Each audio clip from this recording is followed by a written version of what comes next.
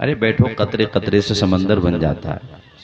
آ جاؤ، ہم آپ کے مبارک پور میں آئے ہیں تو آپ ماشاءاللہ مبارک ہیں ہی، اور بہت اچھا پڑھا ہمارے محترم اشرف عزیزی صاحب نے ماشاءاللہ، اور یہ اچھا پڑھتے ہی ہیں غلام ربانی صاحب قبلہ نے، اور ہمارے جو تشریف لائے تھے ہمارے راشد صاحب ماشاءاللہ، اور ہمارے بھائی. یہ آج کا جو پروگرام ہے محترم حنیف اشرفی صاحب، اللہ ان کو غریق رحمت کرے، آمین بولیے زور سے. آمین. اور ہمارے مولانا اشرف صاحب. بیٹھیے سارے لوگ سکون سے. اگر آپ کو ٹائم زیادہ ہونے کی وجہ سے اکتاہٹ ہو رہی ہو تو بتا دیجئے، پھر سلام پڑھ لیا جائے گا. ہاں ہاں ٹھیک ہے. لک الحمد یا اللہ والصلاة والسلام علی رسول اللہ، اما بعد فاعوذ باللہ من الشیطان الرجیم، بسم اللہ الرحمن الرحیم. کل نفس ذائقۃ الموت، صدق اللہ مولانا العظیم. کلمہ شریف پڑھیں مرحوم کو ایصال ثواب کی نیت سے کہ ہم جو پڑھیں اس کا ثواب اللہ ان کی روح کو عطا فرمائے. سارے لوگ پڑھیں لا الہ الا اللہ محمد الرسول اللہ صلی اللہ تعالی علیہ وسلم. درود شریف بھی پڑھ لیں، صلی اللہ علی النبی الامی وآلہ صلی اللہ علیہ وسلم. کیا نام تھا ان کا بڑے بیٹے جو ہیں؟ ہمارے محترم شکیل بھائی نے اور ان کے تمام بھائیوں نے، گھر والوں نے اپنے والد مرحوم کے ایصال ثواب کے لیے محفل رکھی ہے. چونکہ آج میرے خیال سے ان کا چہلم ہے، اور ہمیں آپ کو بھی سب کو ایک دن یہ دنیا چھوڑ کے جانا ہی ہے، جانا ہی پڑے گا. امیری یا غریبی اس سے کوئی فرق نہیں پڑتا، آپ کے پاس کتنی طاقت ہے کوئی فرق نہیں پڑتا اس سے. زندگی کے دیکھو دو سرے ہیں. دیکھو ایک زندگی سمجھو اس کو جو میرے ہاتھ میں ہے، دو سرے ہیں، ایک ابتدا ایک انتہا. اور کمال یہ ہے کہ نہ ابتدا ہمارے ہاتھ میں ہے نہ انتہا ہمارے. کیا بات ہے. یعنی کسی بھی چیز کو تبھی تو روک سکتے ہیں نا جس کا ایک سرا آپ کے ہاتھ میں ہو. یہاں دونوں آپ کے ہاتھ میں ہے ہی نہیں. یہ بیچ کا جو سرا ہے، یہ دیکھو یہ سیدھے ہاتھ سے سمجھو یہ زندگی کی ابتدا، آپ کی پیدائش، اور یہ بایاں ہاتھ میں سمجھو کہ آپ کی زندگی کا اینڈ. تو یہ بیچ میں جو ہے 25 سال 30 سال 40 سال جو بھی ہے، یہ بس اس میں آپ کو اختیار ہے. اور وہ بھی اتنا کہ حضور محدث اعظم ہند سے کسی نے پوچھا کہ اللہ نے انسان کو کتنا اختیار دیا ہے؟ فرمایا کھڑے ہو جاؤ. وہ کھڑا ہو گیا. کہا ایک پاؤں اٹھاؤ، اس نے اٹھا لیا. کہا دوسرا بھی اٹھاؤ، نہیں اٹھا پایا. فرمایا بس اتنا ہی اختیار ہے. کیا بات ہے. واہ واہ واہ. تو یہ بیچ میں جو ہے، یہ دونوں ہاتھ کے بیچ میں جو ہے نا، اس میں بھی بس اتنا ہی اختیار ہے جتنا میں نے تمہیں بتا دیا. آنے میں بھی نہیں ہے، جانے میں بھی نہیں ہے. آنے والے کو کیا پتا کہ میں مبارک پور میں آ رہا ہوں، یا عظمت گڑھ میں آ رہا ہوں، یا مئو میں آ رہا ہوں، یا بھارت میں آ رہا ہوں، یا کسی ملک میں. اسے یہ بھی نہیں پتا کہ میں امیر کے گھر میں ہوں یا غریب کے گھر میں. آنے میں اس کا اختیار ہے ہی نہیں. تو یہ والا حصہ تو گیا ہاتھ سے، ہے ہی نہیں اختیار. جانے میں بھی نہیں ہے کہ بھئی 2 دن کے بعد بیٹی کی شادی ہے، چلو پہلے شادی اٹینڈ کر لیں، اس کے بعد دیکھ لیں. کہ چلو ایسا بھی نہیں ہے سسٹم کہ ہائی کورٹ سے بات نہیں بنی، سپریم کورٹ سے اسٹے لے کر کے آ جاؤ، یا اسٹے نہیں ملا تو ریونیو پٹیشن ڈال دو، یا صدر جمہوریہ کے پاس لے کر کے جاؤ. نہیں ہے، بالکل زیرو پہ ہے آپ. یعنی نہ آنے میں نہ جانے میں آدھا نمبر بھی آپ کے پاس نہیں. آدھے میں سے آدھا بھی نہیں، اس سے آدھا بھی نہیں. ادھر بھی زیرو ادھر بھی زیرو. تو کیوں بنتا ہے انسان ہیرو؟ ارے یہ کہہ دینا خدا کہ جب ابتدا بھی تیرے دست پاک میں ہے، انتہا بھی تیرے دست پاک میں ہے، تو بیچ میں جو مجھے زندگی ملی ہے یا خدا یہ بھی تیرے دست پاک میں ہے. یہ بھی میں تیرے احکام، تیرے عطا کردہ احکام کی روشنی میں گزاروں گا. مالک جس طرح تو نے حکم دیا ہے قرآن میں، تیرے محبوب نے فرمایا حدیثوں میں، زندگی اسی طرح سے گزاروں گا جیسا کہ تاج الشریعہ نے فرمایا زندگی یہ نہیں ہے کسی کے لیے، زندگی ہے نبی کی، نبی کے لیے.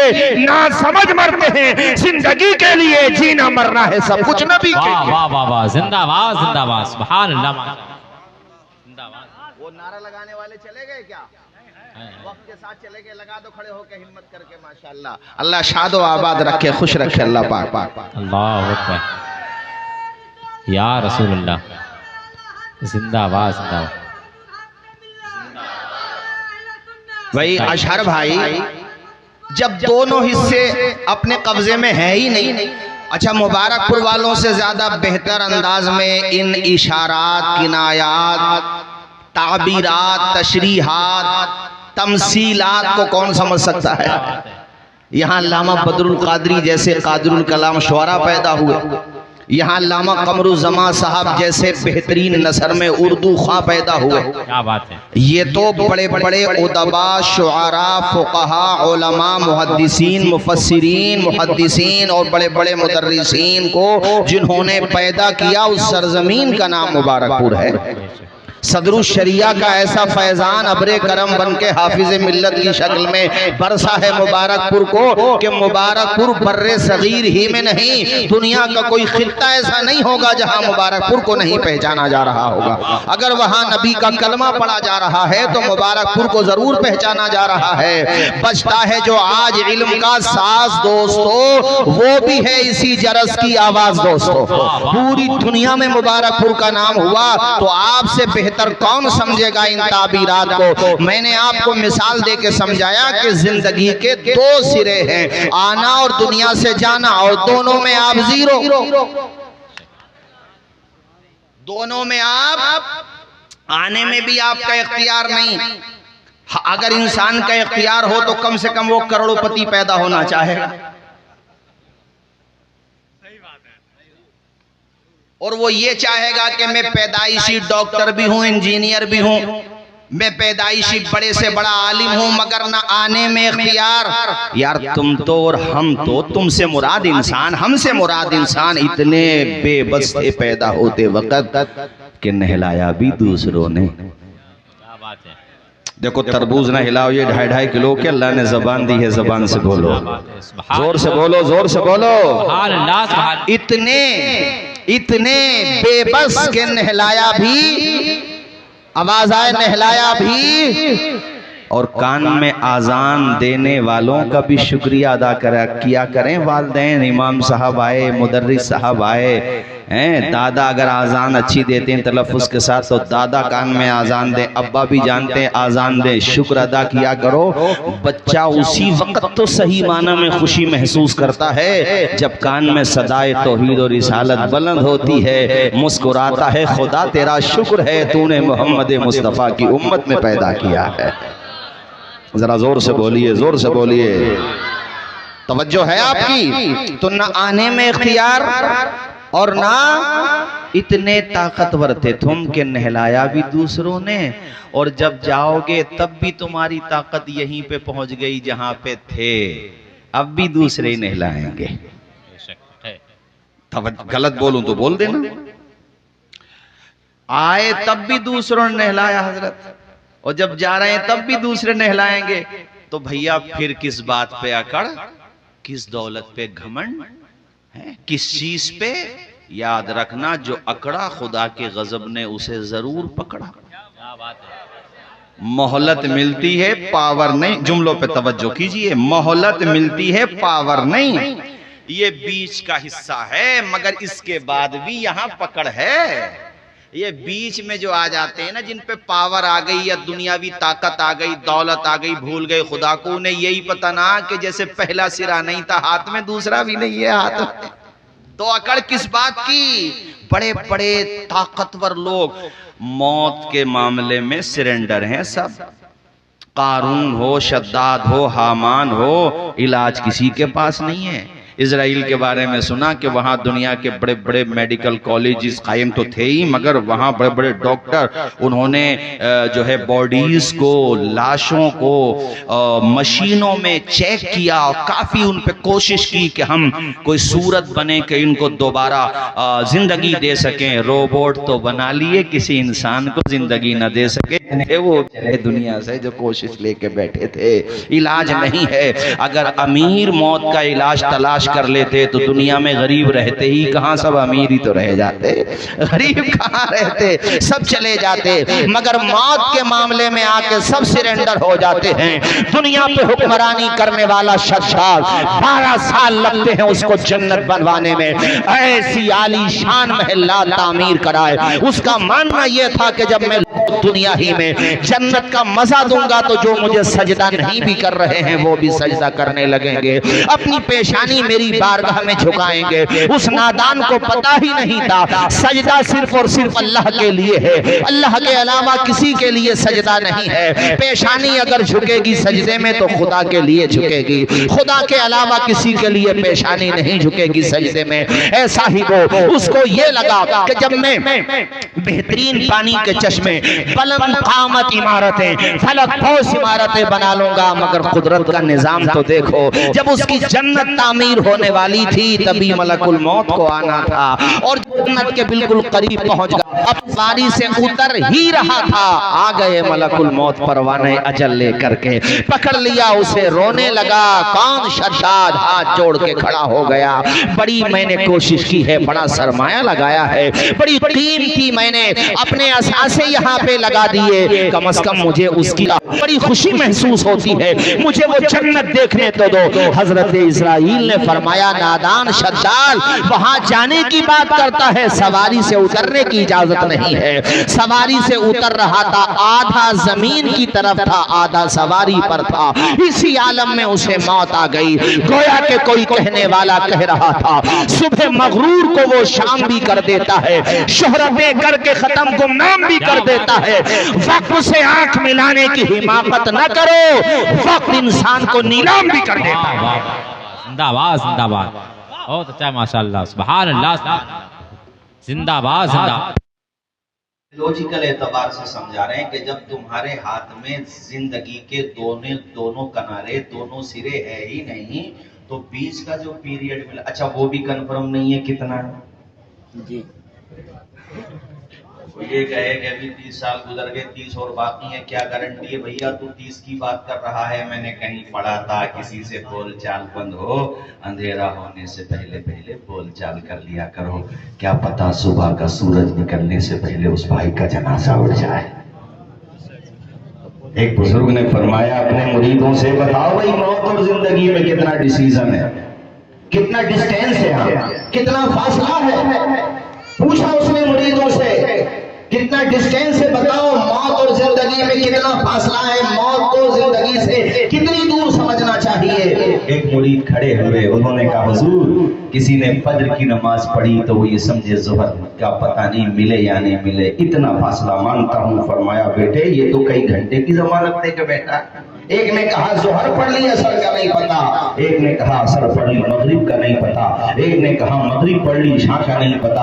ایک مرید کھڑے ہوئے، انہوں نے کہا حضور میں تو یہ سمجھتا ہوں کہ نماز کی نیت باندھ لی، سلام پھیرنے کا نہیں پتا، اتنی مختصر سی ہے زندگی، میں تو یہ سمجھتا ہوں۔ حضرت نے فرمایا بیٹے تیرا جواب اوروں سے بہتر ہے مگر جواب تیرا بھی صحیح نہیں ہے۔ سب نے کہا حضور پھر آپ ہی بتائیں موت اور زندگی میں کتنا فاصلہ ہے؟ حضرت نے فرمایا بیٹے موت اور زندگی میں صرف اتنا فاصلہ ہے کہ ایک طرف کو سلام پھیرا، دوسری طرف سلام پھیرنے کا نہیں پتا کہ موقع ملے گا۔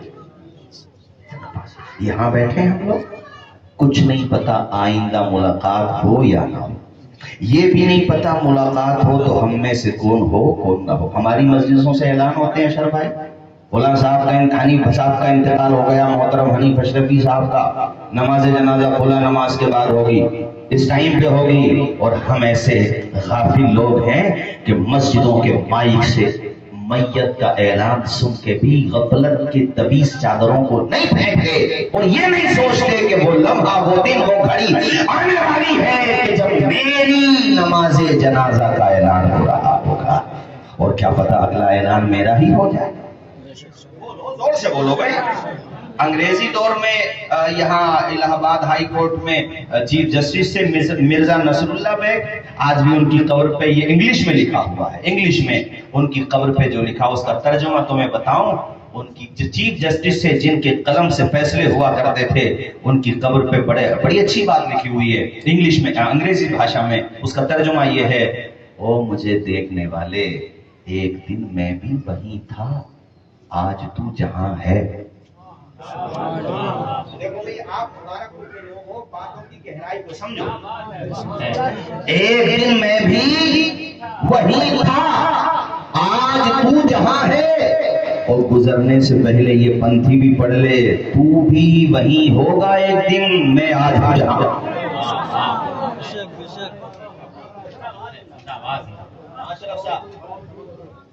موت سے کس کو رستگاری ہے، آج ان کی تو کل۔ بولو نا یار، آج ان کی تو کل، زور سے آج ان کی تو کل۔ مکان بنانے کے لیے ہم لوگ رات دن بھاگ دوڑ کرتے، میرا مکان اونچا ہو، میرا نام اونچا ہو، میرا لباس سب سے اچھا ہو۔ مرتے ہی سب سے پہلے یہ تینوں ختم، مکان بھی ختم، مکان کا سامان بھی ختم۔ کتنی بے مروت ہے دنیا کہ آپ کا جنازہ، بہت توجہ سے سننا بھائی، آپ کا جنازہ جس چارپائی پہ جائے گا وہ بھی گھر والے نہیں دیتے، مسحری مسجد سے لائی جاتی ہے۔ تو جب مسجد سے مسحری آئے نا تو اس مسجد سے اتنا مضبوط کنیکشن کرو کہ مسحری کے ساتھ ساتھ مسجد سے تیرے سجدے بھی آ جائیں۔ سبحان اللہ، توجہ کرو یار، اگر بات دلوں تک لگ رہی ہو تو بولو سارے لوگ۔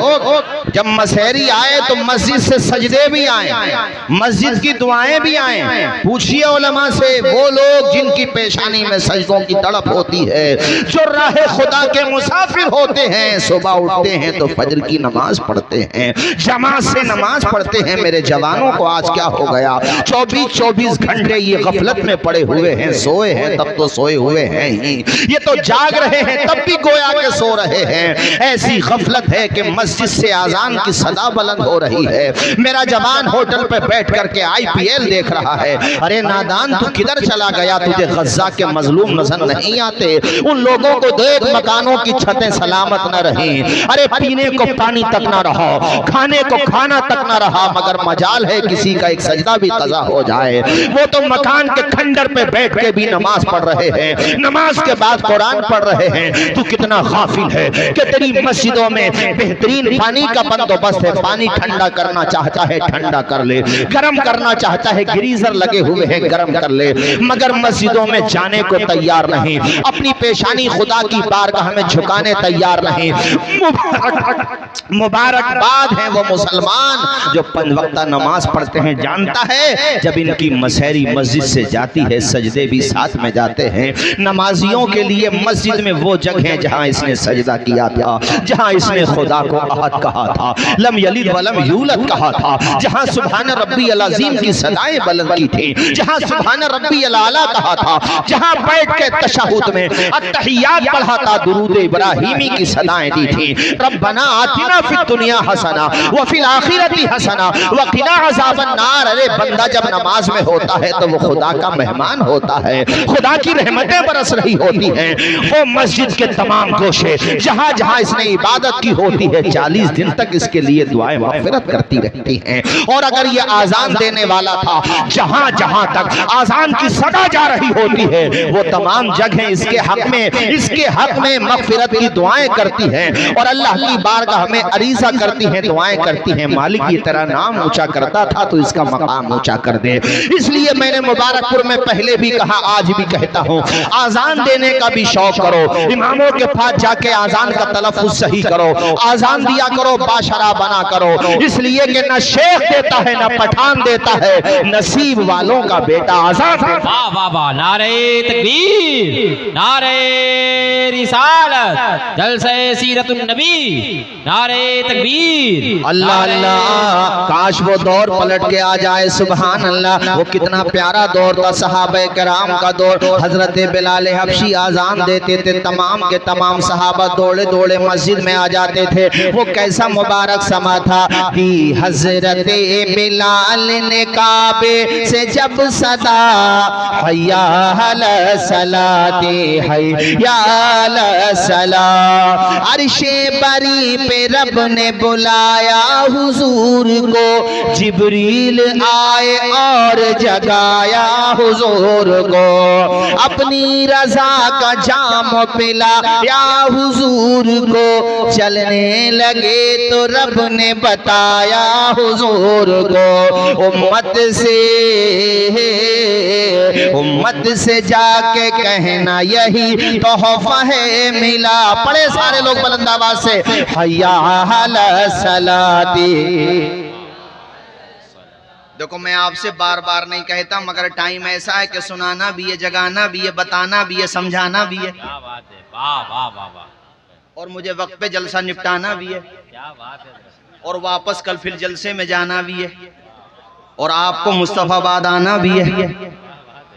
تشریف لائیں گے ہمارے حافظ جمال ہاشم صاحب، ماشاءاللہ اللہ سلامت رکھے، ان کی دعوت محبت پر حاضر ہوا۔ آپ سب کی دعوت محبت پر میرے بھائی میرے ساتھ جھوم کے پڑھو، دی حضرت بلال نے کعبے سے جب صدا،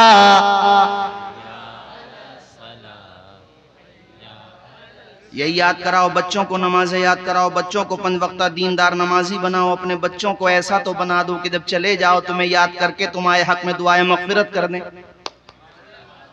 ہمارے محترم حنیف صاحب جو دنیا میں نہیں رہے، مگر دیکھو ان کے بیٹوں نے کتنا اچھا کام کیا، ورنہ کتنے تو ایسے ابا مر گئے، والدہ دنیا سے چلی گئی، انہیں یاد ہی نہیں آتے ہیں، کبھی دعائیں مغفرت نہیں کرتے، کبھی قبر پہ نہیں جاتے۔ اور صاحب ایسا نہ کرو، ان کی روحوں کو اذیت نہ پہنچاؤ۔ مسلم شریف کی حدیث ہے کہ تمہارے قدموں کی آہٹ بھی پہچانتے ہیں وہ، جا کر کئی سالے ثواب کرو، گھر سے ہی سالے ثواب کرو، کہیں سے بھی سالے ثواب کرو، مگر ثواب تو پہنچاؤ، انہیں بھلاؤ نہیں، سب کچھ ہے تو انہی کا۔ آج پوچھو محترم حنیف صاحب کے بچوں سے، ان کے لڑکوں سے، گھر والوں سے پوچھو، گئے ہوئے 40 دن ہو گئے، مگر جب یاد آ جاتی ہے آنکھوں سے آنسو نکل آتے ہیں۔ اس لیے میں آپ کو کہہ رہا ہوں بھائیو، جس طرح سے بھی وہ ثواب پہنچایا کرو۔ پڑھو سارے لوگ میرے ساتھ جھوم کے، دی حضرت بلال نے کعبے سے جب صدا، حیا علی الصلاۃ حیا علی الصلاۃ، اسلام کے علم کو اٹھایا حسین نے۔ واہ واہ واہ، سبحان اللہ سبحان اللہ، یار امام حسین کے نام پہ بلند آواز سے بولو بھائی، دیکھو سبحان اللہ۔ سجدے تو سب نے کیے، تیرا الگ انداز ہے، تو نے وہ سجدہ کیا جس پر خدا کو ناز ہے۔ سبحان اللہ سبحان اللہ۔ تلواروں کی جھنکار میں، نیزوں کی بوچھار میں، یزیدیوں کی یلغار میں، فاطمہ کے بیٹے نے سجدہ کر کے بتا دیا، نہ مسجد میں نہ بیت اللہ کی دیواروں کے سائے میں نماز عشق ادا ہوتی ہے تلواروں کے سائے میں۔ سبحان اللہ۔ پڑھو میرے ساتھ، اسلام کے علم کو اٹھایا حسین نے، باطل کے آگے سر نہ جھکایا حسین نے، کیا چیز ہے نماز بتایا حسین نے۔ اگلا مصرع پڑھوں گا، کیا چیز ہے نماز بتایا حسین نے، سجدے میں اپنے سر کو کٹایا حسین نے، یہ دشت کربلا سے اب بھی آتی ہے صدا۔ پڑھو بھائیو میرے ساتھ، حیا علی الصلاۃ، بلند آواز سے، حیا علی الصلاۃ۔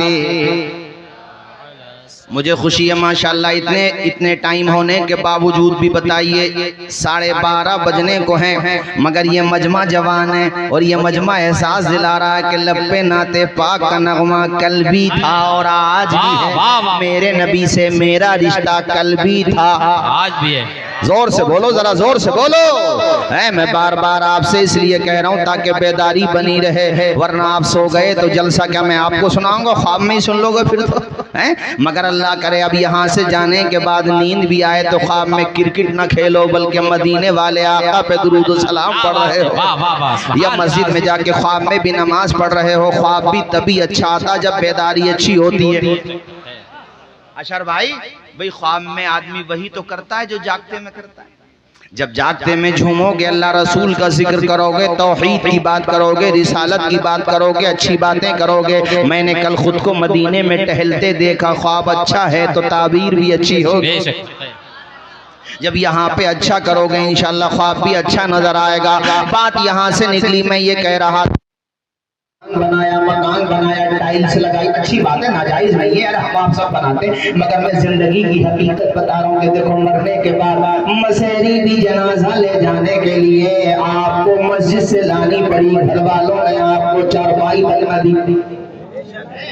وہ کپڑے جو ابھی پہنے 10 دن پہلے, ابھی ہمارے وہاں پہ ایک شادی میں بارات کی بات بتا رہا ہوں میں, دیکھو جناب والا اس نے کوٹ پینٹ چند دنوں بعد انتقال ہو گیا, تو وہ کوٹ پینٹ جو 15,000 کے تھے 20,000 کے تھے جناب والا وہ بھی ختم. ماں بہنوں بیٹیوں تک میرا پیغام جائے, ان سے بھی کہتا ہوں زیورات کے لیے ناجائز طور پہ شوہر پہ دباؤ نہ بناؤ, وہ خوشی کے طور پہ جتنا میسر ہے اتنا بنا لو میری بہنوں, اس لیے کہ زیور تم بھی ساتھ لے کر کے نہیں جاؤ گی, کوئی کچھ لے کے نہیں جائے گا. اتنا فرق ہوتا مرد کے کپڑوں میں عورت کے کپڑوں میں کہ مرد کو کفن کے 3 کپڑے دیے جاتے ہیں, عورت کو 5, بس یہی ہے فرق 2 کپڑوں کا. زیور کوئی بیٹی کوئی بہن کوئی ماں لے کے نہیں جائے گی. تو کبھی شوہر کی کمائی کم ہے تو اس پہ دباؤ نہ بناؤ, اس کو پریشان مت کرو, ورنہ پھر وہ ناجائز طریقے سے پیسے کمائے گا.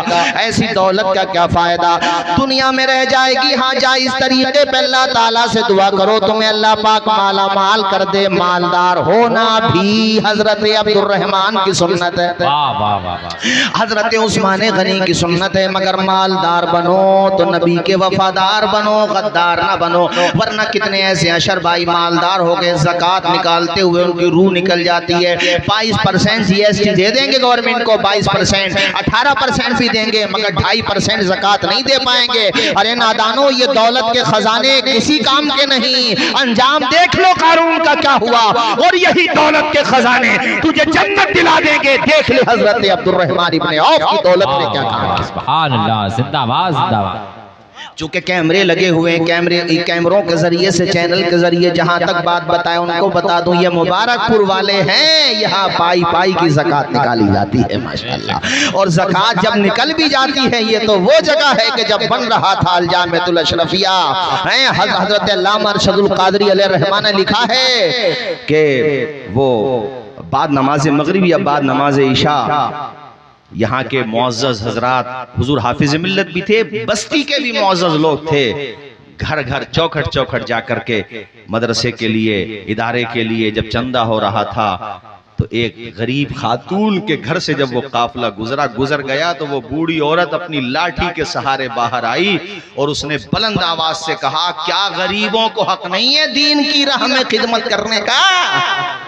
علامہ فرماتے ہیں پلٹ کے واپس قافلہ گیا تو بوڑھی ضعیف تھی بیچاری, وہ تھوڑی سی جو تھی, اور گھر پہ وہ مرغی کا انڈا رکھا ہوا تھا, کھانا بنانا ہوگا اس کا, اس نے وہ سب کا سب راہ خدا میں پیش کر دیا.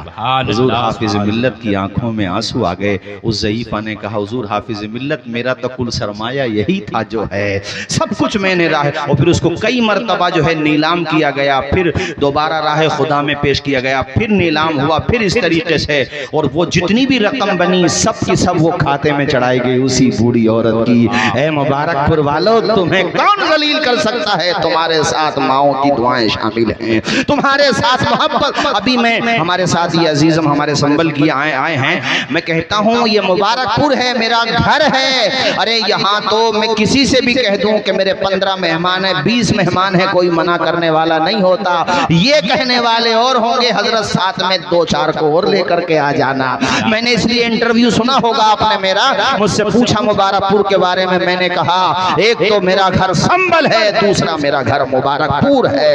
اور یہ مبارک پور ایسا گھر ہے, میں جب آپ لوگوں کی محبت دیکھتا ہوں تو مجھے احساس اس بات کا ہوتا ہے کہ یا اللہ میرے حافظ ملت نے مبارک پور کو چنا, تو کوئی تو وجہ رہی ہوگی جو مبارک پور کو چنا. یہ مبارک پور تو والے تو وہ ہیں کہ اگر پسینے کی ضرورت ہو تو پسینہ دے دیں, اور اگر الجامعۃ الاشرفیہ کے لیے خون کی ضرورت ہو تو خون پیش کریں. سبحان اللہ, سبحان اللہ, زندہ باد, اللہ اکبر, یا رسول اللہ, زندہ باد, زندہ باد, زندہ باد, زندہ باد, زندہ باد.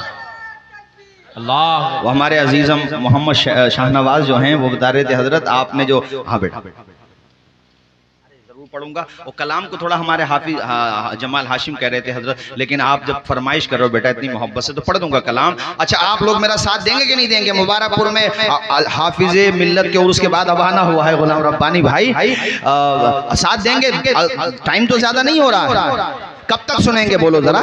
وہ بڑی محبت سے فرمائش کر کے گیا ہے لڑکا، کہہ رہے حضرت ماں کے لیے ضرور پڑھ دیجئے گا. تو پڑھ دیں بھائی، اجازت ہے آپ لوگوں کی. کب تک سنیں گے؟ فجر تک. اللہ اکبر. عزیز اتنا ہی رکھو کہ دل بہل جائے، اتنا بھی نہ چاہو کسی کا دم نکل جائے.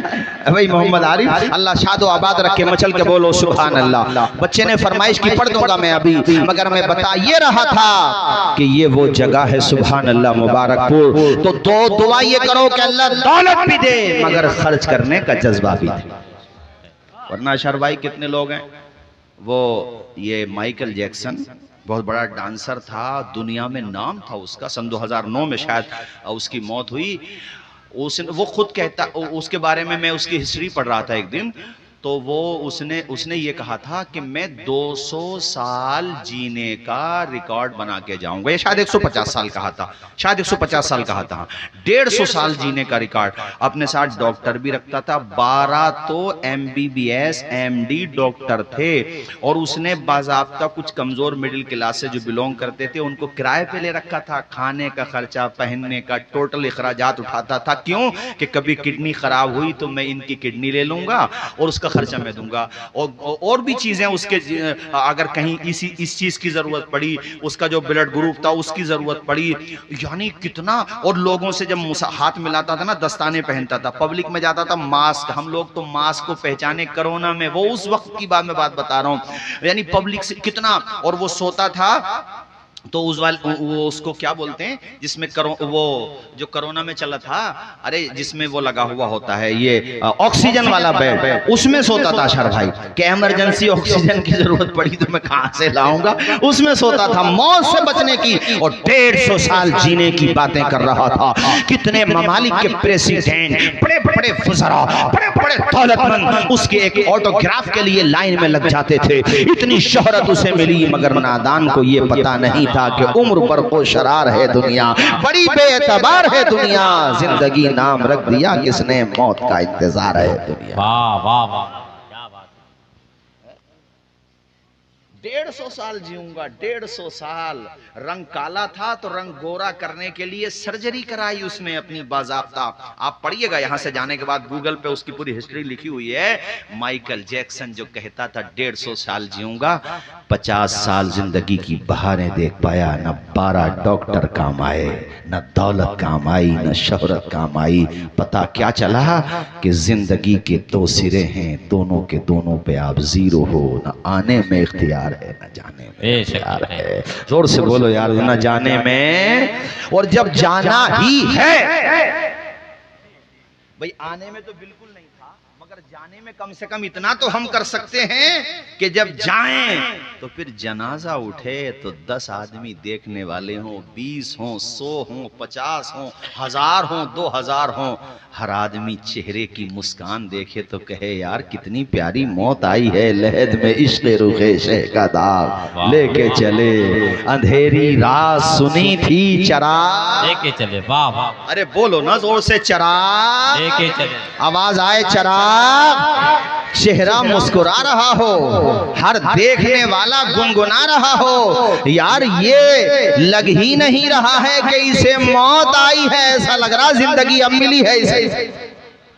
چونکہ یہ جانتا ہے قبر میں جانا ہوگا، حضور کا آنا ہوگا، ان کا دیدار ہوگا. غلام کا بیڑا پار ہوگا. واہ، آواز آئے غلام کا بیڑا، زور سے غلام کا بیڑا.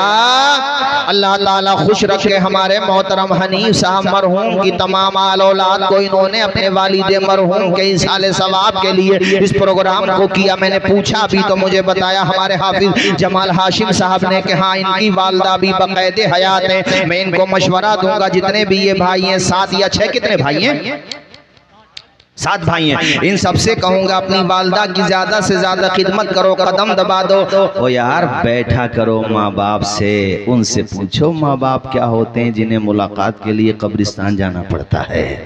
بیٹھا کرو, قدم دبا دو, ان کی دعائیں لیا کرو, اور اگر جن کے ماں باپ دنیا میں نہیں رہے وہ قبروں پہ جا کے فاتحہ پڑھا کریں, 4 قدم دور کھڑے ہوں, اللہ سے دعا مانگے, ان کے لیے مغفرت کی دعا کریں. اے میرے بھائیو, زیادہ سے زیادہ ایصال ثواب کیا کرو. ماں زندہ ہے پاس بیٹھ جاؤ, ابا زندہ ہے پاس بیٹھ جاؤ, ماں کی دعائیں لے لو, اور ماں سے بڑے پیارے انداز میں تمہیں جو کہنا شاعر نے اس کو اپنے انداز میں اس طرح سے کہا, پیاری ماں مجھے کو تیری دعا چاہیے, تیرے آنچل کی ٹھنڈی ہوا چاہیے, لوری گا گا کے مجھے کو سلاتی ہے تو. دیکھو ٹائم بڑھ رہا ہے تو آپ کا حوصلہ بھی بڑھنا چاہیے نا. لوری گا گا کے مجھے کو سلاتی ہے تو, مسکرا کے سویرے جگاتی ہے تو, مجھ کو اس کے سوا اور کیا چاہیے, پیاری ماں مجھ کو تیری دعا چاہیے, تیرے آنچل کی ٹھنڈی ہوا چاہیے, پیاری ماں مجھ کو تیری دعا چاہیے, تیری خدمت سے دنیا میں عزت میری. بات سچی ہو تو سارے لوگ بولیں ماں کی محبت میں سبحان اللہ. پیاری ماں مجھ کو تیری خدمت سے دنیا میں عزت میری, تیرے قدموں کے نیچے ہے جنت میری, سر پہ سایہ تیرا عمر بھر چاہیے, پیاری ماں مجھ کو تیری دعا. دیکھو میں نے ماں کے آنچل کی ہوا کی بات کی نا, خدائی قسم ہوا نے بھی چلنا شروع کر دیا. مجھے تو ہوا لگی, اللہ جانے آپ کو لگی کہ نہیں لگی. لگی نا ہوا, اب تو مانو گے کہ ماں کی دعا میں اثر ہے. ارے میں تو کہتا ہوں غلام ربانی بھائی, صبح کو پہلے ماں کا چہرہ ہی دیکھو, اٹھو تو موبائل نہ دیکھو, ماں کا چہرہ دیکھو, اور چہرہ دیکھ کے کہہ دو اے اندھیرے دیکھ لے منہ تیرا کالا ہو گیا, ماں نے آنکھیں کھول دی گھر میں اجالا. سبحان اللہ. اجالا وہ کبھی مجھ سے خفا نہیں ہوتی, بس اس کے لبوں پر کبھی بد دعا نہیں ہوتی, بس ماں ہے جو مجھ سے کبھی خفا نہیں ہوتی. میں نے چلتی پھرتی اذاں دیکھی ہے, جنت تو نہیں دیکھی ہے, ماں دیکھی ہے.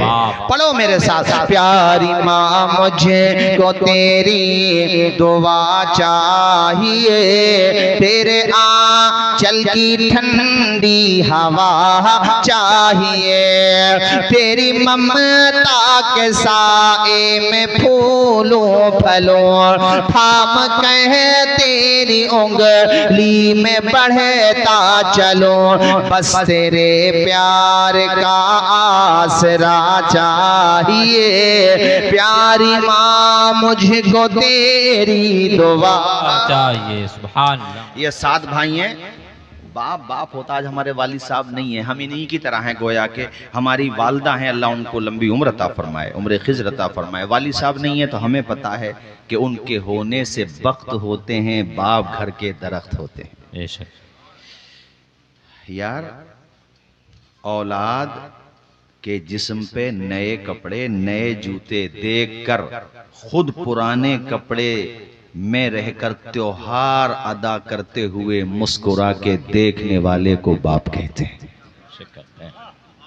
تم تو گھر کا خرچہ آ گئے نا تم پہ, تو نظر رکھو گے ابا نے پیسے زیادہ اٹھا دیے, 5,000 روپے پر منتھ دیتے ہیں, اور پیسے زیادہ اٹھ گئے, یار ابا نے 6,000 روپے اٹھا دیے, گھر کا بھی خرچہ, بال بچوں کا خرچہ, ابا نے اتنے پیسے اٹھا دیے. تم حساب لے رہے ہو اپنے باپ سے, ان کی کمائی تمہاری رگوں میں لہو بن کے دوڑ رہی ہے, تم ان سے حساب لے رہے ہو. جب ذمہ داری گھر کی ان کے ہاتھ میں تھی نا, باپ نے کبھی نہیں پوچھا کہ بیٹے تم نے اتنے پیسے کہاں اٹھا دیے. باپ تو وہ ہے کہ سورج بعد میں نکلتا تھا مبارک پور میں, وہ بیچارہ کمانے کے لیے پہلے نکل جاتا تھا, اور شام کو 700 1000 2000 جو بھی کما کے لایا راستے میں جی چاہا کچھ کھا لوں، فروٹ کھا لوں، مٹھائی کھا لوں، پرس نکالا جیب سے، پھر فوراً خیال آیا نہیں یار بچے کی فیس جمع کرنا ہے. یار مسکراتے ہوئے اپنی خواہشات کو بچوں کے لیے قربان کرنے والے کو باپ کہتے ہیں. گھر پہ پہنچا تمہاری ماں نے کھانا لگا دیا تھا، دسترخوان بچھا دیا تھا، باپ کو کھانا کھانے کی فکر نہیں ہے، حالانکہ بھوک بہت لگی ہے. پہلے جا کر کے کمرے میں دیکھا میرے بچے سو گئے کہ نہیں سو گئے. یہ چھوٹا بیٹا سو رہا، یہ مجلا، یہ اس سے چھوٹا، یہ بیٹیاں سو رہی ہیں. میں خدا کی قسم لے کے یہ بات کہہ رہا ہوں، چونکہ آپ کی دعاؤں سے میں بھی الحمدللہ باپ ہوں، 3 بچے اللہ نے دیا، اللہ عمر میں برکت عطا فرمائے. میں اور آپ میں جو باپ ہیں وہ سمجھیں گے اس بات کو کہ بھوکا تھکا ہوا، اور اس نے جب بچوں کو دیکھا نا چین کے ساتھ سو رہے ہیں، ارے وہ بھوک بھول جاتا ہے. جو بھوک میں بھوک بھول جائے بچوں کی مسکراہٹ کے لیے اسے باپ کہتے ہیں. جو اپنے سے ماں کے بارے میں تقریریں ہوتی ہیں، میں بھی کرتا ہوں، کروں گا بھی، لیکن باپ کا بھی تو ذکر ہونا چاہیے نا یار. باپ اپنی، چونکہ باپ کا ہی چہلوم ہو رہا ہے ہمارے شکیل بھائی کے والد صاحب کا، باپ چونکہ محبت کا اظہار نہیں کرتا، وہ اس لیے کہ بیلنس بنا رہے، اس کے دل میں ڈر بنا رہے، یہ بگڑ نہ جائے. رہی بات محبت کی تو پوچھنا، اس رات نیند باپ کو بھی نہیں آئی تھی جس رات تجھے بخار آ گیا تھا. تو اسپتال میں ایڈمٹ تھا، ماں بے شک تیرے سرہانے پہ بیٹھی تھی، مگر باپ بھی باہر بیٹھ کے آنسو بہا رہا تھا. اور نوبت اگر یہاں تک آ گئی کبھی کہ ڈاکٹر نے کہا 2 لاکھ چاہیے ابھی، باپ نے بغیر کسی پشو پیش کے سب کچھ بیچنے کا فیصلہ کیا. ڈاکٹر سے کہا پوری کوشش کرو، اللہ میرے بچے کی زندگی کو محفوظ کر، اللہ میرے بچے کو زندگی دے، اور یہ میرا بیٹا زندہ سلامت رہے. تم پوری کوشش کرو، 2 نہیں 4 بھی دوں گا، اپنے آپ کو بیچنا پڑے بیچ دوں گا. مسکراتے ہوئے جو خود بک جائے بچوں کے لیے اس کو باپ کہتے ہیں. باپ کی بات کر رہے ہو، آج باپ کا کھانسنا تمہیں برا لگے، باپ کا ڈانٹنا تمہیں برا لگے، باپ کا بولنا تمہیں برا لگے، باپ کا سمجھانا تمہیں برا لگے، باپ کے پاس بیٹھنا تمہیں برا لگے، او نادان تو کس جنت کی بات کرتا ہے؟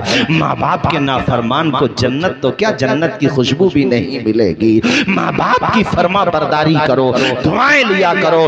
20 منٹ بیٹھنے کا ٹائم نہیں، دوستوں کے ساتھ موٹر سائیکل پہ بیٹھ کے مئو جا رہے ہو، عظمت گڑھ جا رہے ہو، اعظم گڑھ جا رہے ہو، کہاں کہاں جا رہے ہو، سب جگہ مت جاؤ، بیٹھو باپ کے پاس. نہیں رہے جانے کے لیے تم پھر کیا کرو گے؟ کس کی باتیں سنو گے؟ میں نے کہیں پر پڑھا تھا اپنے ماتا پتا کا سمان کرنا سیکھو. ماتا پتا جب نہیں رہیں گے تو تمہیں احساس ہوگا کہ آج ہمیں ان کی، اگر وہ ڈانٹ رہے ہیں ان کی آواز سن لو، کل کو یہ آواز سننے کو ترس جاؤ گے. ابراہیم ہمارے غلام ربانی بھائی، ہمارے پاس میں ایک لڑکا ہے، وہ ہر سال اپنے والد صاحب کی برسی کرتا.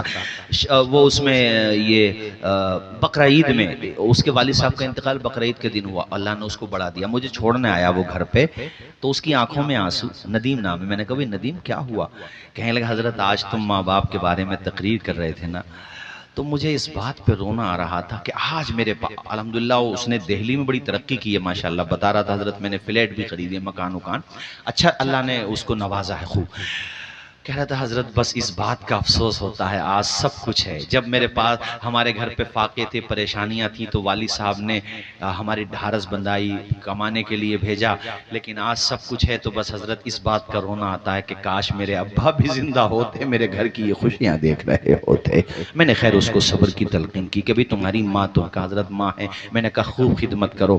اور وہ خیر ماشاءاللہ دیندار ہے لڑکا، کہیں پہ مسجد بنتی ہے اور وہ کوشش کرتا، کہہ رہا میں وہاں پہ سمر سے بھی لگوا دیتا ہوں، لوگوں کی سیوائیں کرتا ہوں، کمزوروں کے کام آتا ہوں، کوئی بیوہ ہے، غریب ہے، یتیم ہے. میں نے کہا اچھی بات ہے یہ کام کرو. ہم نے کہا ان سے کہ دیکھو تمہارے لیے ماں تو ہے، کتنے تو بچے ہم نے ایسے دیکھے کہ دنیا میں آنکھیں کھولیں تو ماں دنیا سے چلی گئی اس بچے کی پیدائش میں، اور ابھی کچھ بڑے نہیں ہوئے تو باپ بھی چلا گیا، نہ ماں کا پیار ملا نہ باپ کا۔ یار دنیا میں تمہیں کتنی ہی دولت مل جائے لیکن ماں باپ جیسا تمہیں کوئی نہیں مل سکتا ہے۔ ماں کے آنچل کا جواب نہیں، اور باپ جو بازار میں گھمانے جاتا اس کی جیب میں پیسہ ہو نہ ہو مگر اپنے بیٹے کے جذبے کو قربان نہیں ہونے دیتا، جو خود اپنے پیٹ سے پتھر باندھ کے اپنے بچوں کو پڑھا لے لکھا لے، اس ہستی کو باپ کہتے ہیں۔ میں نے عرس حافظ ملت میں آپ کو ایک واقعہ سنایا تھا، یاد ہے آپ لوگوں کو؟ بھول گئے؟ سنا دوں؟ اجازت ہو تو سنا دوں؟ میں اس لیے سناتا ہوں یہ واقعات کہ انہیں اولاد کو پتا چلے کہ ماں باپ کیسے بچوں کو پڑھاتے ہیں۔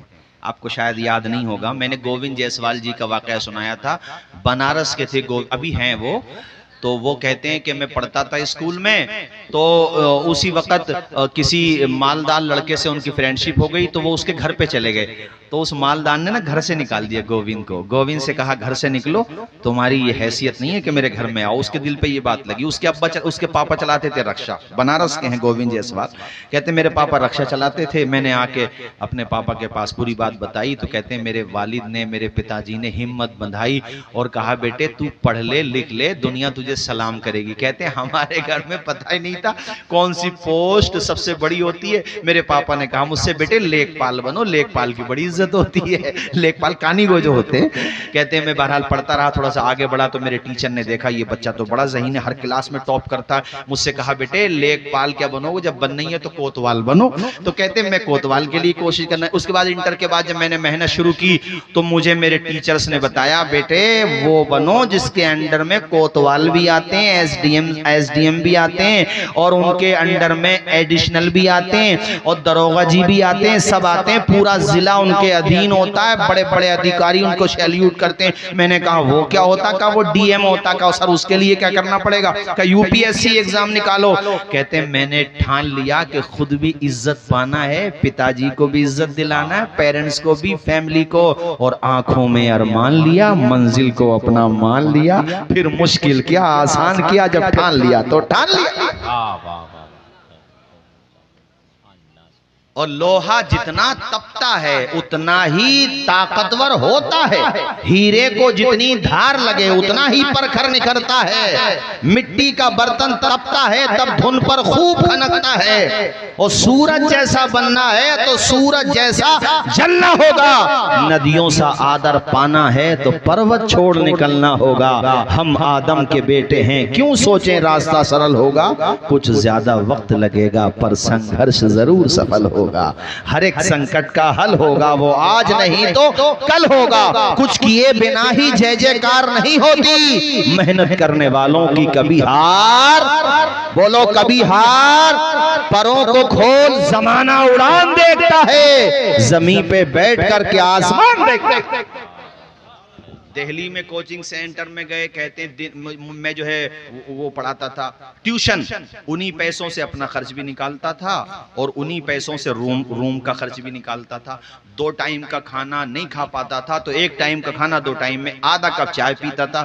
کہتے ہیں صرف میری شاید 21-22 سال کی عمر تھی، U P S C exam نکال لیا میں نے، اور جب میں وہ دینے گیا انٹرویو تو کہتے ہیں کپڑے نہیں تھے، پھٹے ہوئے کپڑے تھے، اس میں پیبند لگے ہوئے تھے، تو میں نے اپنی سسٹر کو کال کی، میری سسٹر پریگننٹ تھیں، ان کے گھر پہ 2000 روپے تھے، کہتے ہیں وہ 2000 روپے ڈیلیوری کے ٹائم پہ کام آتے ڈاکٹر کو دینے کے لیے، کہتے ہیں بہن نے میری ماں کا رول ادا کیا، بڑی بہن نے، کہتے ہیں اس نے 2000 روپے دے دیے، ان سے میں نے کوٹ پینٹ خریدے، میں نے انٹرویو دینے گیا، انٹرویو دیتے دیتے جب سارے سوالات کے میں نے جوابات دے دیے، باہر نکلنے لگا تو مجھ سے ایک پروفیسر نے پوچھا کہ بیٹے ابھی گووند تمہاری صرف 22 سال کی تو عمر ہے، ابھی تو تمہیں زندگی میں اور بھی چانس ملیں گے، اگر فلوپ ہو گئے تو حوصلہ مت ہارنا۔ کہتے میں نے پلٹ کے کہا سر میں نے اتنی پڑھائی کی ہے، 17 گھنٹے 16 گھنٹے پڑھا ہے، سر میں نے یہ سوچا ہی نہیں ہے کہ فلوپ بھی ہو جاؤں گا، محنت اتنی کی ہے۔ کہتے میں باہر نکلا، ریزلٹ جب آیا تو مجھے شاید 41واں یا 42واں نمبر، کہتے میرے گھر پہ میں نے سب سے پہلے اپنے پتا جی کو کال کی تو والد صاحب کی آواز نہیں آ رہی تھی، صرف رونے کی آواز آ رہی تھی۔ مبارک پور والوں تم بھی اپنے ماں باپ کو رلاؤ، تم بھی ان کی آنکھوں میں آنسو لے کر کے آؤ، مگر غم کے آنسو نہ رلاؤ، خوشی کے آنسو رلاؤ۔ سنے کے لیے میں نے یہ واقعہ سنا ہے. خوشی کے آنسو رلاؤ انہیں, غم کے آنسو نہیں کہ ابا مسجد کے دروازے پہ کھڑے ہو کے کہیں کہ بھیا ایسی اولاد سے تو بے اولاد ہونا اچھا نہیں. وہ مسجد کے دروازے پہ کھڑے ہو کے جب تمہارا تذکرہ کریں ان کا سینہ فخر سے بلند ہونا چاہیے, ان کی آنکھوں میں آنسو ہو خوشی کے کہ کتنا اچھا بیٹا ہے ہمارا, کتنا خیال رکھتا ہے, بال بچوں والا ہو گیا تب بھی خیال رکھتا ہے, اپنی ماں کے پاؤں دباتا ہے, میرے بھی پاؤں دباتا ہے. ایسا اپنے ماں باپ کا سمان کرو, ان کو عزت دو, ان کو رلاؤ, خوشی کے آنسو رلاؤ. تمہارے ماں باپ بوڑھے ہو گئے خدمت کیا کرو, دنیا میں نہ ہیرے قبر پہ جا کے فاتحہ پڑھا کرو, گھر پہ اِسالِ ثواب کیا کرو, اور یہ سوچا کرو کہ ہمیں جو مل رہا ہے اس میں ہماری محنت کا کمال نہیں ہے, ماں باپ کی دعاؤں کا کمال ہے. سبحان اللہ. پتہ ہے گووند کہتے ہیں میں نے اپنے پتاجی کو فون کیا, پتاجی کے رونے کی آواز آ رہی تھی اور کہا بیٹے تو نے کر کے دکھا دیا. تو اس میں تمہیں سیکھ بھی ہے کہ آدمی اگر محنت کرے. اور اس نے پتہ کیا کہا انٹرویو میں, وہ کہتے ہیں مجھے خوشی اس بات کی اتنی نہیں تھی کہ ڈی ایم بناؤں, خوشی اس بات کی تھی کہ میں نے اپنے ماں باپ کو خوش کرنے کا کام کیا ہے. تو اپنے ماں باپ کا حق ادا کرو نا یار, وہ بنو کہ تمہارے ماں باپ. اب یہ ہمارے بچے آج کل کیا کر رہے ہیں, دیکھو برا مت ماننا میری بات کا. اب جیسے میں اب تو خیر یہاں کی بات نہیں کرتا, جیسے ہم لوگ سفر میں ہی زیادہ رہتے ہیں, ہمارے اشر بھائی ہیں, غلام ربانی بھائی ماشاءاللہ بڑے ناتخواں ہیں, بڑی بڑی دور ان کے پروگرام ہوتے ہیں, اللہ نے بڑی کامیابی دی, اللہ نظر بس سے محفوظ رکھے, آمین بولیے. تو جیسے ہم لوگ سفر میں جاتے ہیں 3 بجے 4 بجے عام طریقے سے یہ ہم لوگوں کا واپس جانے کا ہوتا ہے, تو 3 بجے 4 بجے 5 بجے کسی بھی ٹائم پہ جائیں گے نا, کوئی قصبہ آئے گا, ولیج آئے گا, شہر آئے گا, اس کے باؤنڈری پہ گاؤں یعنی بستی کے باہر اسکول ہے تو اسکول کی باؤنڈری پر, اور صاحب اگر قبرستان ہے تو قبرستان کی باؤنڈری پر ہے نا, اگر تالاب ہے تو تالاب کی باؤنڈری پر. رات گئے کوئی بھی ٹائم ہو آپ کو 4-5 مجنو کھڑے ہوئے ضرور ملیں گے, موبائل کان پہ لگا ہوا ہوگا. بھئی تمہارا کون سا کام چل رہا ہے؟ ایسے لگتا جیسے انل امبانی نے پاور پلانٹ لگانے کا ٹھیکہ مہودے کو دے رہے ہیں. رات کے 3 بجے 4 بجے تمہارا کیا کام ہے؟ تو پتہ یہ چلا جدھر دیکھو ادھر ہی عشق کے بیمار بیٹھے ہیں, ہزاروں مر گئے سینکڑوں تیار بیٹھے. بولو غلط تو نہیں کہا میں نے؟ بولو یہ کام کر رہے ہیں مسلمان نوجوان کو. ارے تمہیں راتوں کو جاگنا ہے تو کتابوں کی اسٹڈی کرتے ہوئے جاگو. میں نے کہیں پڑھا تھا ربانی بھائی, جن کے سر کتابوں کی طرف جھکے رہتے ہیں انہیں اپنے سر کسی کے آگے جھکانے نہیں پڑتے, زمانہ انہیں سلام کرتا ہوا نظر آتا ہے. صاحبو یہ چند باتیں میں نے آپ کو بتائیں, ان پہ عمل کرنا ہے, اپنے ماں باپ کا کہنا ماننا ہے, ان کی خدمت کرنا ہے. اللہ تمہارے ماں باپ کو لمبی عمر عطا فرمائے. اگر وہ دنیا میں نہیں رہے تو اللہ ان کو جنت الفردوس میں اعلیٰ, آمین بولو یار زور سے, جنت الفردوس میں اعلیٰ سے اعلیٰ مقام عطا فرمائے. جانا ایک دن سب کو ہے, ہمارا بھی جنازہ اٹھے گا یار, آپ کا بھی جنازہ اٹھے گا. دنیا میں ہمیشہ رہنے کے لیے کوئی آیا نہیں ہے, سب کو یہاں سے جانا پڑے گا. ماں باپ کی دعائیں لیں. ہمارے شکیل بھائی نے دیکھو کتنا اچھا کام کیا, کتنا شاندار پروگرام رہا, اللہ اکبر. 1 سے زیادہ ٹائم ہو گیا, مگر آپ لوگوں کی بیداری یہاں پر اس بات کا ثبوت دے رہی ہے کہ بلبل کو پھول شمع کو پروانہ چاہیے, ہم کو رسول پاک کا, آواز آئے, ہم کو رسول پاک کا. ماں باپ کی دعا تو حضرت ہوتی ہی ہے, لیکن بد دعا بھی فوراً اثر کرتی ہے.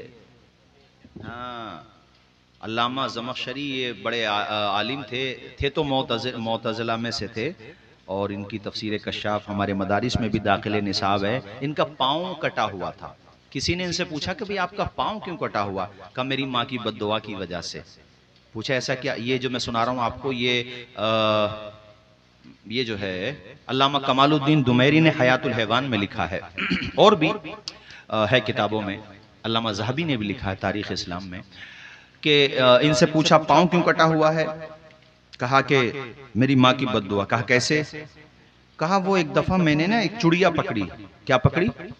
ارے بولو نا. اور اس کے پاؤں میں نے وہ رسی نہیں یار, دھاگا باندھ دیا. اب وہ جو ہے اڑ گئی, سوراخ میں جا کے بیٹھ گئی. کہتے میری شرارت کہ میں اس رسی کو وہ مطلب دھاگے کو کھینچتا رہا, یہاں تک کہ اس دھاگے, وہ چڑیا جو ہے اس طرف اور میری طاقت اس طرف, تو اسی وجہ سے اس کا پاؤں کٹ گیا. میری ماں نے اس چڑیا کا یہ تڑپنا دیکھا, اور میری ماں کی زبان سے بے ساختہ نکلا, اللہ کرے تیرے ساتھ بھی ایسا ہی ہو. کہتے میں پڑھنے بخارا گیا اور جوانی کا دور تھا، پاؤں میں میرے کوئی چوٹ لگی یا کوئی بیماری بنی، چوٹ لگی وہ صحیح نہیں ہو سکی، فائنلی میرا پاؤں کٹ ہی گیا۔ ایک تو ماں کی بد دعا سمجھ میں آتی ہے اس سے، اور اس سے یہ بھی سمجھ میں آتا ہے کہ کسی بے زبان کے ساتھ بھی ظلم کرنا غلط ہی ہے۔ زور سے بولو کیا ہے؟ ابھی پہلگام کشمیر میں جو ہوا تو میڈیا میں آپ دیکھتے رہتے ہیں، حالانکہ میں آپ کو بتاؤں سورہ مائدہ کی آیت نمبر 32 میں اللہ تعالیٰ نے فرمایا کسی جان کا، مسلمان کا لفظ نہیں ہے، کسی بھی جان کا ناحق قتل کرنا فَكَأَنَّمَا قَتَلَ النَّاسَ جَمِيعًا، آیت نمبر 32 سورہ مائدہ چھٹا پارہ، ایک جان کا ناحق قتل کرنا فَكَأَنَّمَا قَتَلَ النَّاسَ جَمِيعًا، ایسے ہے جیسے کہ پوری انسانیت کا قتل کر دیا۔ تو یہ جتنے بھی 28 یا 30 جتنے بھی ناحق قتل ہوئے، ایک کا قتل پوری انسانیت کا قتل کرنا قرآن یہ کہتا ہے۔ تو یہ خارجی ذہن کے لوگ ایسے ہو سکتے ہیں، اور ایسے یہ ان کے ساتھ جتنا ہو سکے اتنی سزا ایسے لوگوں کو دی جائے، مگر ان کے نام پر اگر ریئیکشن کے طور پہ بھی کسی کو ناحق مارا جاتا ہے تو وہ بھی تو انصاف نہیں ہے، وہ بھی انصاف نہیں ہے۔ اچھا اسی آیت میں آگے ہے جس نے کسی ایک جان کو بچایا گویا کہ اس نے پوری انسانیت کو بچایا۔ تو اس جان بچانے والے نزاکت کو بھی دیکھو کہ اس نے اپنی جان خطرے میں ڈال کر وہ خود بتاتا ہے میڈیا میں کہ 11 لوگوں کی میں نے جان بچائی، یعنی کتنی پریشانی کا اس نے سامنا کیا مگر اس نے جان بچائی۔ ہمارے برادران وطن کی ہندو بھائیوں کی جان بچانے کا کام کیا، اور اس نے یہ سندیش دینے کا کام کیا کہ آتنکوادی کتنی ہی کوشش کریں لیکن بھارت کل بھی ایک تھا، بھارت آج بھی ایک ہے۔ جان اچھا ایک دوسرا وہ جو سید حسین شاہ کر کے ہے، اس نے تو وہاں اپنی جان ہی قربان کر دی۔ اس نے ان سے کہا ظالموں سے، خارجیوں سے کہ بدبختوں کیوں مار رہے ہو بے گناہوں کو، ان کی کیا غلطی ہے، ان کا کیا قصور ہے، اور اس نے جو ہے وہیں پر چونکہ آتنکوادی ہوتا ہے اس کی بھی جان چلی گئی۔ تو میں یہاں یہ آپ کو بتانا چاہتا ہوں کہ انسان تو انسان ہے۔ میرے مذہب میں تو جب تم وضو کر رہے ہوتے ہو تو ہمارے یہاں بتایا گیا کہ اگر تم چشمے پر بیٹھے ہو، پانی وہاں پہ بہ رہا ہے، وہاں پر بھی ضرورت سے زیادہ پانی استعمال نہ کرو۔ یار اسلام میں تو ضرورت سے زیادہ پانی بہانے کی اجازت نہیں ہے، تو کسی بے گناہ کا خون بہانے کی اجازت کیسے ہو سکتی ہے؟ کبھی بندوق کو گولی بم کا عادی ہو نہیں سکتا، نبی کا چاہنے والا فسادی ہو نہیں سکتا۔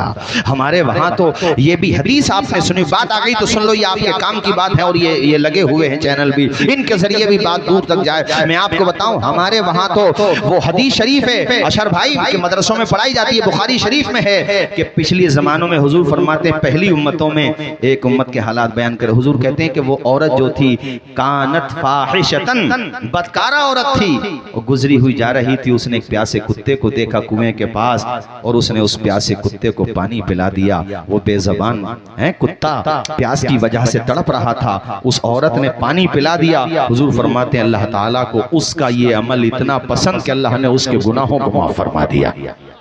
ایک بے زبان کتے کو پانی پلانے کا جب اتنا ثواب ہے تو کسی پیاسے کو پانی پلانے کا کتنا ثواب ہوگا؟ زور سے بولو یا ذرا زور سے بولو۔